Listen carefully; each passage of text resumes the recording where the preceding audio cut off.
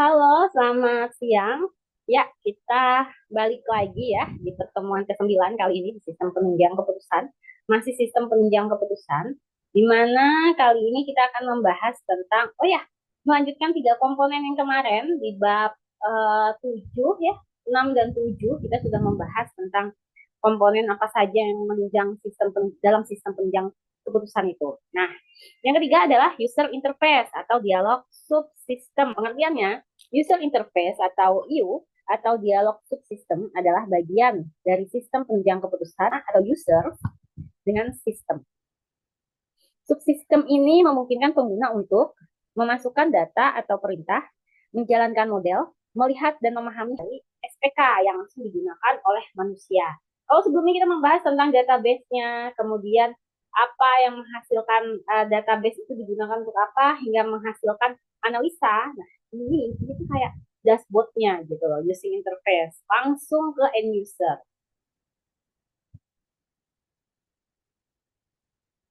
Kemudian peran utamanya apa? Peran utamanya adalah menjembatani komunikasi antara user dan sistem. And then next, menyajikan informasi dalam bentuk yang mudah dipahami. Mempermudah penggunaan SPK tanpa harus memahami aspek teknis. SPK yang canggih akan sia-sia kalau antarmukanya sulit digunakan. Oke.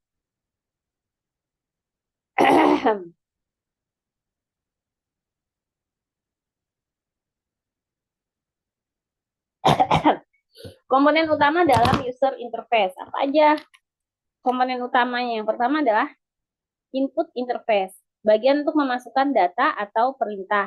Contoh, from input data, menu pilihan, parameter analisa, misal jumlah produksi, harga, periode, waktu, gitu ya. Coba mau tunggu dulu.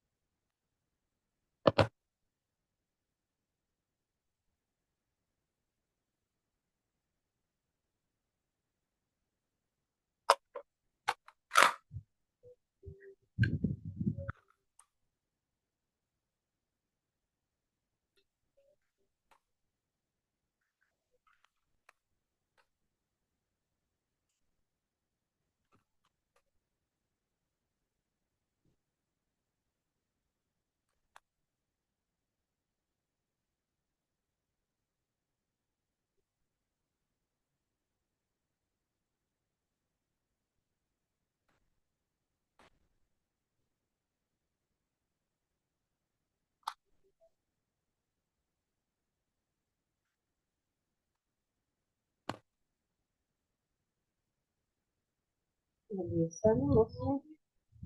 Ya udah langsung aja ya. Mouse-nya itu nggak bisa nih. Baterainya kayaknya.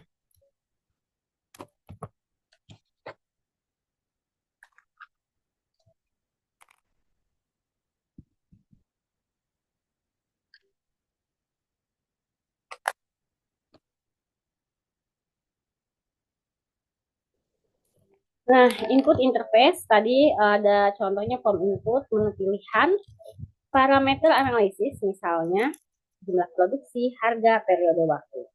And then ada namanya output interface, bagian untuk menampilkan hasil dari sistem. Bentuk outputnya tabel, grafik, dashboard ya, laporan. Tujuan memudahkan user memahami hasil analisa dengan cepat.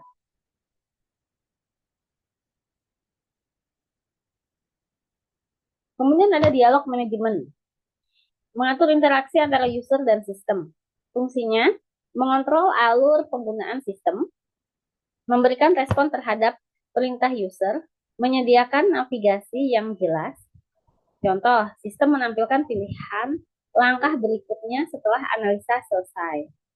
Terus ada juga user friendly design. Desain antarmuka yang mudah digunakan. Karakteristik, sederhana dan intuitif, tidak membingungkan, responsif, visual menarik.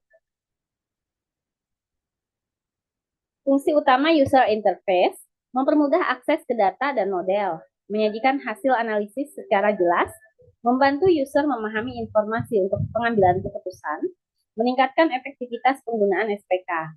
Contoh penerapannya, dalam sistem penjualan, manajer membuka dashboard, memilih periode waktu, lalu dia melakukan input ya manajernya, dan sistem menampilkan grafik penjualan, outputnya. Manajer dapat langsung melihat tren dan mengambil keputusan atas data yang tersedia. Faktor penting dalam desain user interface di sistem penunjang keputusan. Kemudahan penggunaan.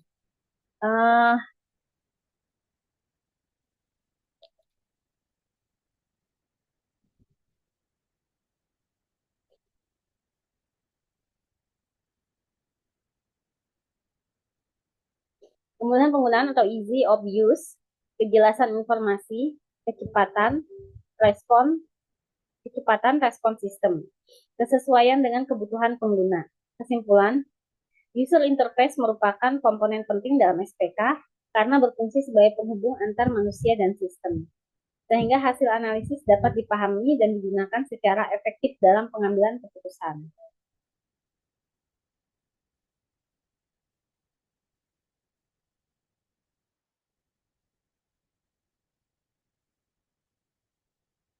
Cuma 7 slide ya.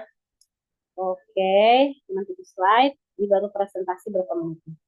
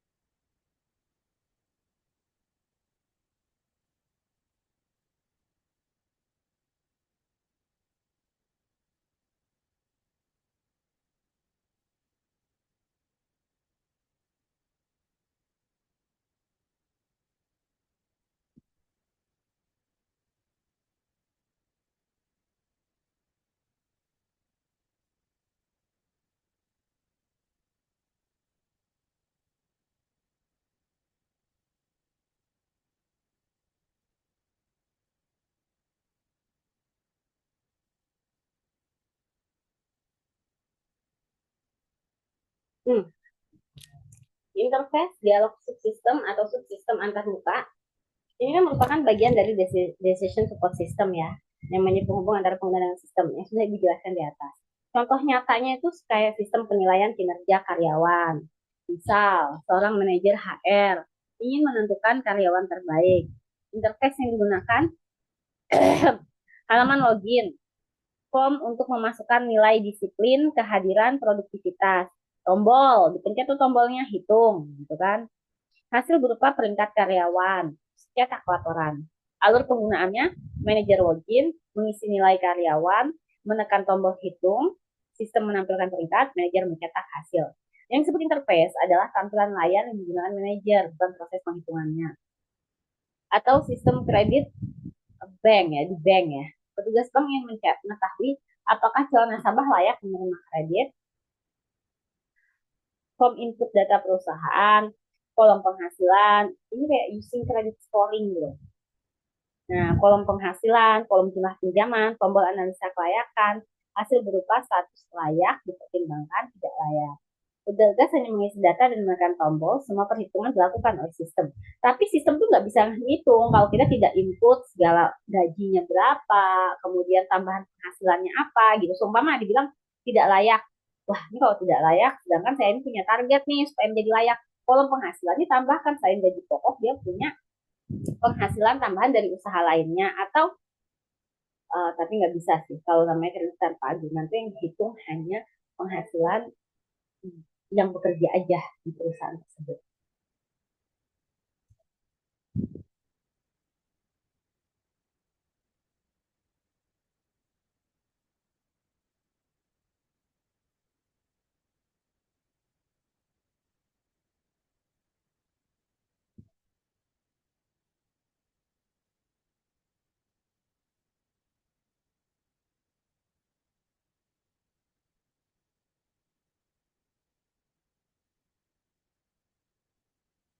Kemudian DSS pada penjualan supermarket. Manajer ingin mengetahui produk yang paling laris. Interface yang digunakan, menu memilih periode penjualan, misalnya dari Januari sampai Desember. Drop down memiliki kategori produk. Tombol tampilkan grafik. Grafik batang penjualan. Tombol ekspor ke Excel atau PDF. Melalui tampilan tersebut, manajer dapat melihat laporan tanpa harus membuka database secara langsung. Yang keempat, DSS rumah sakit. Dokter ingin melihat kondisi pasien. Interface yang digunakan, menu pencarian nama pasien. Tampilan hasil laboratorium. Grafik tekanan darah. Dokter cukup memilih pasien, kemudian sistem menampilkan seluruh informasi yang dibutuhkan. Contoh, contoh lain ya. DSS seleksi beasiswa. Panitia ingin menentukan penerima beasiswa. Form input IPK-nya, penghasilan orang tua, prestasi mahasiswa, tombol proses seleksi, tabel ranking calon penerima. Panitia tidak perlu menghitung secara manual karena sistem langsung menampilkan hasil seleksi. Interface dialog subsistem berfungsi sebagai media komunikasi antara pengguna dan DSS. Melalui antarmuka ini, pengguna dapat memasukkan data, memilih menu atau kriteria, menjalankan proses analisis, melihat hasil dalam bentuk tabel, grafik, atau laporan, serta mencetak atau menyimpan hasil analisa. Dengan kata lain, interface adalah semua tampilan yang dilihat dan digunakan oleh pengguna saat berinteraksi dengan sistem, seperti form input, tombol, menu, dashboard, grafik, dan laporan.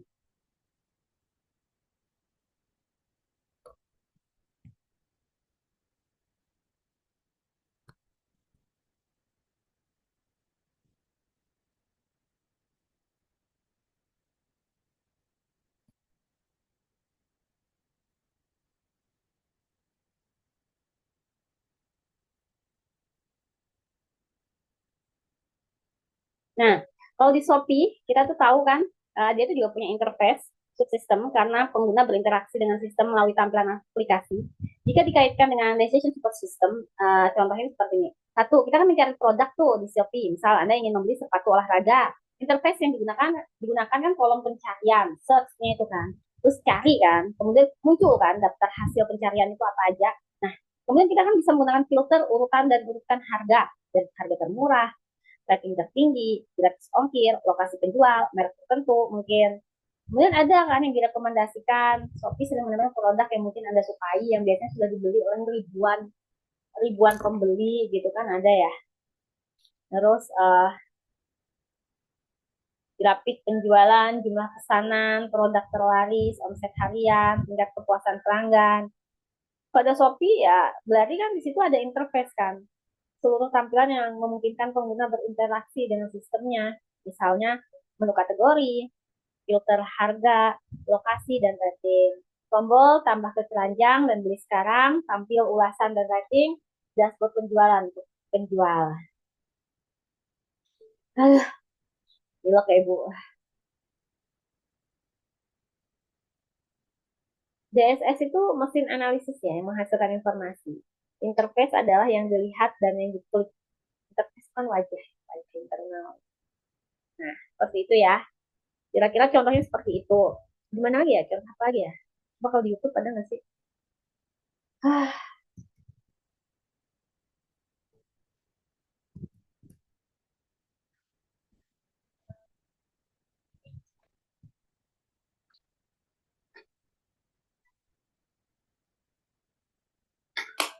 begitu juga di Tokopedia, Gojek, nah ya. Tokopedia, Gojek, terus uh, Grab juga ya. Di Grab, Google Maps, mobile banking. Mobile banking lah, semuanya pasti punya ya mobile banking ya. Misal aplikasi bank. Interface-nya itu apa? Halaman login, menu transfer, menu cek saldo, menu pembayaran, bukti transaksi, mutasi rekening, biasanya gitu. Nasabah tidak perlu memahami sistem perbankan di belakang layar.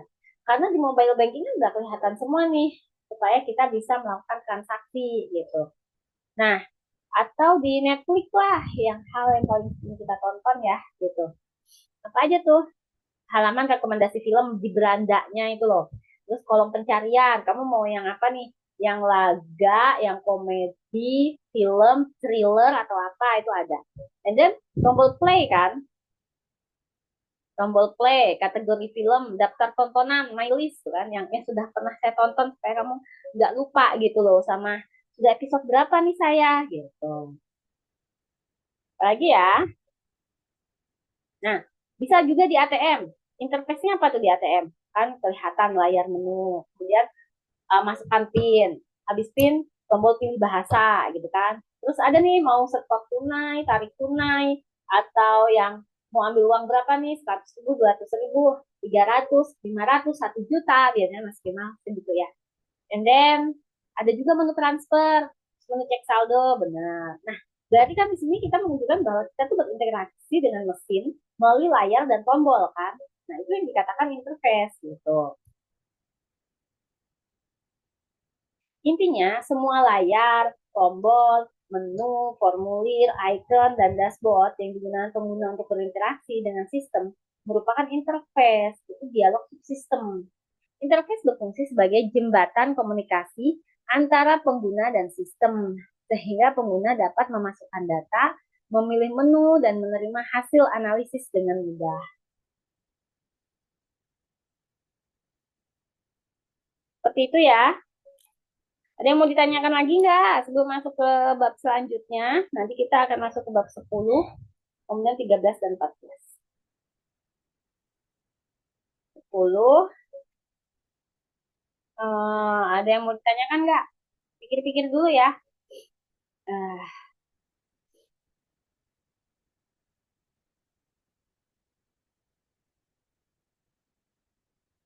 ini paling nggak harus 20 menit.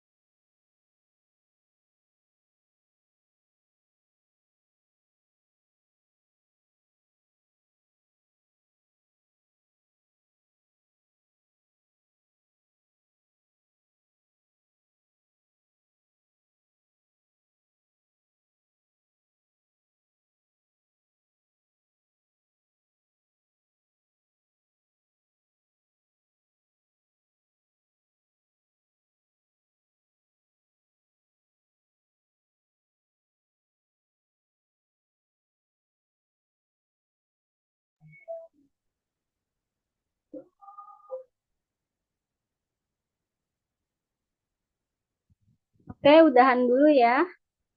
Habis ini kita lanjut ke pertemuan ke-10. Terima kasih, selamat sore.